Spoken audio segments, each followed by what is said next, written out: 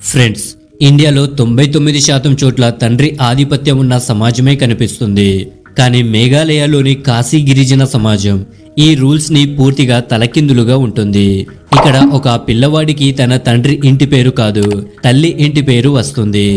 అంటే వంశమంతా తల్లి ద్వారానే నడుస్తుంది. ఆస్తి విషయంలోనూ అదే స్టోరీ. తండ్రికో భర్తకో కాదు, తల్లి లైన్ ద్వారా తరతరాలుగా వస్తుంది. వీటితో పాటుగా ప్రేమ వివాహాలు కూడా ఇక్కడ చాలా సాధారణం. అందరూ దీన్ని ఓకే అని ఫీల్ అవుతారు. అరేంజ్ మ్యారేజ్ కు ఇక్కడ పెద్దగా వాల్యూ ఇవ్వరు. ఇక్కడ అరేంజ్ మ్యారేజ్ జరగడం చాలా రేర్. విడాకులైనా సరే ఆస్తి, పిల్లల బాధ్యత భర్తకి కాదు, భార్యకే దక్కుతుంది. వినడానికి కాస్త విచిత్రంగా అనిపించినా ఇవన్నీ నిజంగానే జరుగుతాయి. మన ఇంట్లో ఒక పెద్దాయన చనిపోతే ఆస్తి ఎప్పుడు పెద్ద కొడుక్కో లేక ఇంట్లో పెద్దవాడికో వెళ్తుంది. కానీ కాశీ ట్రైబ్లో ఇది టోటల్గా వేరేలా ఉంటుంది. ఎవరైనా చనిపోతే ఆస్తి హక్కు ఇంట్లో చిన్న కూతురికి వెళ్తుంది. ఆ ఆస్తిని ఆమె ఎలా ఉపయోగించాలి, ఎవరికి ఇవ్వాలి అనేది ఆమె చేతిలోనే ఉంటుంది. వివాహం అయ్యాక భర్త తన ఇంటిని వదిలేసి భార్య ఇంటికి వెళ్ళి అక్కడే సెట్ అవుతాడు. అంటే భార్య ఇల్లే అతనికి కొత్త ఇల్లు. విడాకులు కూడా ఇక్కడ చాలా ఇంట్రెస్టింగ్ గా ఉంటాయి. భర్త తన భార్యకు 5 పైసలు ఇస్తాడు. భార్య దాన్ని రెట్టింపు చేసి 10 పైసలు ఇచ్చేస్తుంది. ఈ డబ్బుని గ్రామ పెద్దల చేతిలో పెడతారు. ఆ పెద్దలు ఆ నాణేలను దూరంగా విసిరేస్తే అంతే, భర్త భార్య బంధం అక్కడితో ఖతం. ఈ సంగతి సింపుల్ గా ఉన్నా చాలా యూనిక్ గా ఫీల్ అవుతుంది. ఇది వినగానే కొంచెం వీడిగా అనిపిస్తుంది కదా. అయితే మనం ఈ వీడియోలో ఇలాంటి కొన్ని వింత విచిత్రకరమైన తెగల గురించి స్పష్టంగా తెలుసుకునే ప్రయత్నం చేద్దాం. నంబర్ 1, రాజస్థాన్లో ఘరాసియా ట్రైబ్.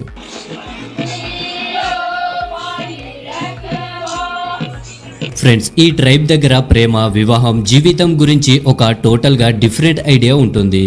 వీళ్ళ లెక్కలో వివాహానికి ముందు భర్త భార్య కలిసి లివ్ ఇన్ రిలేషన్ లో ఉండాలి. అంతేకాదు పిల్లలు కూడా పుట్టించేయాలి. ఇక్కడ దప్పలన్ అనే సాంప్రదాయం ఉంది. సంవత్సరానికి 2 రోజులు ఒక జాతర జరుగుతుంది. అంటే ఒక ఫెస్టివల్ లాంటిది. ఈ మేళలో ట్రైబ్ లోని అబ్బాయిలు అమ్మాయిలు అంతా కలుస్తారు. ఆ 2 రోజుల్లో ఎవరైనా ఒకరినొకరు పడితే వాళ్ళు తమ గ్రామానికి వస్తారు. కానీ వివాహం కోసం కాదు, లివ్ ఇన్ రిలేషన్ కోసం. అవును, వీళ్ళు రోజులు, నెలలు, సంవత్సరాలు, ఏళ్ల తరబడి కలిసి లివ్ ఇన్ రిలేషన్షిప్ లోనే ఉంటారు, వివాహం లేకుండానే. ఈ టైంలో పిల్లలు పుట్టినా ఎవరు ఏమీ అనరు. ఇది వీళ్ళకి నార్మల్. ఇలా ఏళ్ల పాటు కలిసి ఉన్న తర్వాత ఇద్దరు ఒకరినొకరు బాగా అర్థం చేసుకుని వివాహానికి డబ్బు సేవ్ చేస్తే అప్పుడు వివాహం చేసుకుంటారు. కానీ ఏళ్ల తరబడి ఉన్న ఒకరితో ఒకరు కలిసి జీవితం కొనసాగించలేము అనిపిస్తే లేదా వేరే వాళ్ళు ఇష్టమైతే పిల్లలు ఉన్నా విడిపోవచ్చు. కానీ ఇక్కడ ఒక ట్విస్ట్ ఉంది. లివ్ ఇన్ స్టార్ట్ చేసేటప్పుడు అబ్బాయి కుటుంబం అమ్మాయి కుటుంబానికి కట్నమిస్తుంది. ఒకవేళ అమ్మాయి ఆ అబ్బాయిని వదిలేసి వేరే వాడితో వెళ్ళాలనుకుంటే ఆమె ఆ అబ్బాయికి అతని కుటుంబం ఇచ్చిన డబ్బు కంటే ఎక్కువ ఇవ్వాలి. అప్పుడే ఆమె వేరే లైఫ్ స్టార్ట్ చేయగలదు. లేకపోతే అది జరగదు. 2016లో స్కూఫ్ ఊఫ్ అనే టీం ఈ ట్రైబ్ ని చూడడానికి వెళ్ళింది. అక్కడ వాళ్ళు ఒక 70 ఏళ్ల వ్యక్తిని కలిశారు. ఆయన తన 60 ఏళ్ల భాగస్వామితో వివాహం లేకుండా ఏళ్ల తరబడి లివ్-ఇన్ లో ఉన్నాడు. వాళ్ళకి 3 పిల్లలు ఉన్నారు. ఆ పిల్లలు కూడా ఏళ్లుగా లివ్-ఇన్ లోనే ఉన్నారు. నిజం చెప్పాలంటే ఈ ట్రైబ్ వాళ్ళు విదేశీయుల కంటే చాలా మోడర్న్ గా జీవిస్తున్నారు. కానీ ఈ సాంప్రదాయం వెనుక పెద్ద కారణం ఉంది. అదే పేదరికం. ఈ గిరిజనుల దగ్గర ఎక్కువ డబ్బు ఉండదు, ఆదాయం కూడా తక్కువే. అందుకే వివాహ ఖర్చులు భరించడం వీళ్ళకి కష్టం. కానీ ఈ ఖర్చుల వల్ల వారి జనాభా పెరగడం ఆగిపోకూడదని వేల సంవత్సరాల క్రితం ఈ సాంప్రదాయం మొదలైంది. ఇక్కడ వివాహం కంటే ప్రేమకే ఎక్కువ వాల్యూ ఉంటుంది. ఇద్దరు వివాహానికి డబ్బు సేవ్ చేశాక ఆ సాంప్రదాయాన్ని కూడా పూర్తి చేస్తారు. ఫ్రెండ్స్, కొన్ని ట్రైబ్స్ కేవలం బతకడానికి ఉంటాయి. కానీ కొన్ని ట్రైబ్స్ తమ సంస్కృతి, అస్తిత్వం కోసం పోరాడతాయి. అలాంటి వాటిలో ఒకటి హక్కిపిక్కి గిరిజన తెగ. వీళ్ళు కర్ణాటక, ఆంధ్రప్రదేశ్లో ఉంటారు. అయితే ఈ ట్రైబ్ పేరు కన్నడ భాష నుంచి వచ్చింది. హక్కి అంటే పక్షి, పిక్కి అంటే పట్టుకోవడం. అంటే పక్షులను పట్టుకునే గిరిజనులు. వీళ్ళు మహారాణా ప్రతాప్ వంశం నుంచి వచ్చిన వాళ్ళని చెప్పుకుంటారు. ఈ తెగలోని ప్రజలు మొదట్లో గుజరాత్, రాజస్థాన్లో ఉండేవాళ్ళు. పక్షులను వేటాడి వాటిని లేదా వాటిని సంబంధించిన స్టఫ్ ని అమ్మి బిజినెస్ చేసేవాళ్ళు. కానీ పక్షులు మెరుగైన వాతావరణం కోసం సౌత్ ఇండియాకి వెళ్ళడం స్టార్ట్ చేశాక ఈ ట్రైబ్ కూడా గుజరాత్, రాజస్థాన్ నుంచి కర్ణాటక, ఆంధ్రప్రదేశ్ అడవుల్లోకి షిఫ్ట్ అయ్యింది మరియు ఏళ్ల తరబడి వాళ్ళ సంస్కృతిని కాపాడుకుంటూ వచ్చారు. ఈ ట్రైబ్లో పక్షుల వేటతో పాటు ఏళ్ల తరబడి వస్తున్న ఔషధ జ్ఞానం కూడా ఉంది. వారు ఈ జ్ఞానంతో పెద్ద పెద్ద ప్రాబ్లమ్స్ ని సాల్వ్ చేయగలరు. అందుకే దీన్ని ఇండియా ఎకోసిస్టమ్ స్పెషల్ ట్రైబ్ లో ఒకటిగా చెప్పుకోవచ్చు. ఇక్కడ వివాహం అయితే అబ్బాయి కుటుంబం అమ్మాయి కుటుంబానికి కట్నం ఇవ్వాలి. వివాహ ఖర్చులు కూడా అబ్బాయి వాళ్ళే భరిస్తారు. మనకి ఇది రివర్స్ గా ఉంటుంది. సో ఫ్రెండ్స్, ఇదంతా వినగానే ఇండియా ఎంత యూనిక్ గా ఉందో అనిపిస్తుంది కదా. కానీ ఈ స్పెషల్ ట్రైబ్ కి స్వతంత్ర ఇండియాలో కూడా తమ ఉనికి కోసం ఫైట్ చేయాల్సి వచ్చింది. వీళ్ళ స్టోరీ ఏళ్ల క్రితం స్టార్ట్ అయింది. ఈ రోజు కర్ణాటకలో సుమారు 11,892 హక్కిపిక్కి తెగలు ఉన్నాయి. వీళ్ళు 4 గుండాలుగా విడిపోయి ఉంటారు. గుజరాతీ, పవార్, కలియావాలా, మేవాడ్.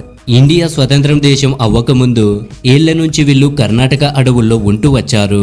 కానీ 20వ శతాబ్దం మొదట్లో వీళ్ళు నివసిస్తూ జీవనం సాగించే అడవి భాగాలను ప్రభుత్వం ఫారెస్ట్ రిజర్వ్ అరెస్ట్ గా చేసేసింది.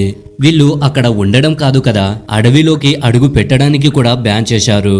మరియు 1962లో కర్ణాటక ప్రభుత్వం వీళ్ళ కోసం 150 ఎకరాల ల్యాండ్ ఇచ్చింది. అక్కడ వీళ్ళు సాగు చేసుకుంటూ బతకడం స్టార్ట్ చేశారు. కానీ ప్రభుత్వం ఓకే చెప్పినా ఫారెస్ట్ డిపార్ట్మెంట్ వాళ్ళు వీళ్ళని దొంగతనం, అక్రమాలు అని టార్గెట్ చేసేవాళ్ళు. 1974లో ఈ ప్రాబ్లం ఇంకా ఎక్కువైంది. వీళ్ళ ల్యాండ్ పక్కనే ఉన్న బర్నేర్ గట్ట అడవిని నేషనల్ పార్క్ గా చేశారు. దీంతో వీళ్ళు చిన్న చిన్న పనులు చేసినా వీళ్ళని క్రిమినల్స్ లా ట్రీట్ చేయడం స్టార్ట్ అయ్యింది. దాంతో లాంగ్ టర్మ్ కి సర్వైవ్ చేయడం కష్టమని చివరికి వీళ్ళు అర్థం చేసుకున్నారు. అప్పుడు వీళ్ళు తమ అతి విలువైన సంపదని ఉపయోగించారు. ఏళ్ల తరబడి వస్తున్న ఆయుర్వేద జ్ఞానంతో ఔషధాలు తయారు చేసి అమ్మడం స్టార్ట్ చేశారు. ఫ్రెండ్స్, మనం అబ్బాయి అమ్మాయిని లేక గుర్రం, ఎద్దు లేక పెళ్లి దోషం తీసేయడానికి చెట్టుతో వివాహం చేయడం చూశాం. కానీ మీరు ఎప్పుడైనా చెట్టుతో పెళ్లి చేయడం చూశారా? ఒకవేళ చూడకపోతే తమిళనాడుకి వామ్ వెల్కమ్. తమిళనాడులోని ఒక ఊర్లో చెట్లను ఒకదానితో ఒకటి వివాహం చేస్తారు. అయితే ఇక్కడి గిరిజన వాళ్ళు ప్రకృతిని, ముఖ్యంగా చెట్లను చాలా గౌరవిస్తారు. వీళ్ళ బిలీఫ్ ఏంటంటే చెట్ల మీద వాళ్ళ దేవుళ్ళు ఉంటారట. అందుకే వీళ్ళు చెట్లను కూడా మనుషుల్లానే చూస్తారు.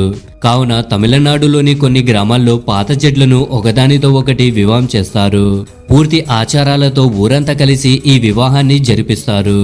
వివాహ రోజు ఆ చెట్ల చుట్టూ బట్టలు కట్టి వాటిని ఏకం చేస్తారు. మరియు ఇలా చేసి ఆ చెట్లను తమ కుటుంబంలో భాగం చేసుకుంటారు. నిజంగా మన ఇండియాలోని కల్చర్స్ ఎంత వింత విచిత్రంగా మరియు ఎంత బ్యూటిఫుల్ గా ఉంటాయో కదా. సో ఫ్రెండ్స్, ఈ వీడియో మీకు ఎలా అనిపించింది? వీడియో నచ్చితే లైక్ చేయండి. మరియు ఇలాంటి మరేదైనా టాపిక్ గురించి తెలుసుకోవాలనిపిస్తే మాకు కామెంట్ చేసి తెలపండి. Thank you friends, thank you for watching.